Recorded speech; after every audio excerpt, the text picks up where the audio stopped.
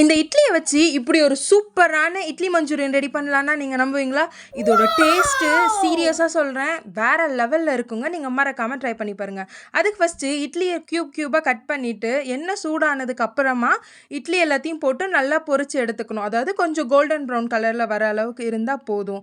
ரொம்ப மொறுமொறுன்னுலாம் தேவையில்ல. அப்புறம் ஒரு பேன் எடுத்து அதில் பொடி பொடியாக நறுக்கின கார்லிக் தென் ஜிஞ்சர் இதோட ஆட் பண்ணி ஒரு மீடியம் சைஸ் பெரிய வெங்காயம் இதோட ஆட் பண்ணிவிட்டு பச்சை மிளகா கேப்சிகம் எல்லாம் கட் பண்ணி இதோட ஆட் பண்ணி கொஞ்சம் சாட்டே பண்ணிக்கலாம்.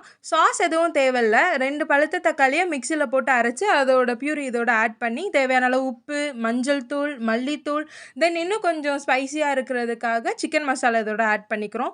இப்போது இந்த பச்சை வடை எல்லாம் போனதுக்கப்புறமா நம்ம ஃப்ரை பண்ணி வச்சுருக்கிற இட்லி இதோட ஆட் பண்ணி நல்லா மிக்ஸ் பண்ணோம்னா இப்படி ஒரு அட்டகாசமான ஒரு டிஷ் அதாவது இட்லி மஞ்சூரியன் சூப்பராக கிடைக்குங்க. Love eating so love cooking.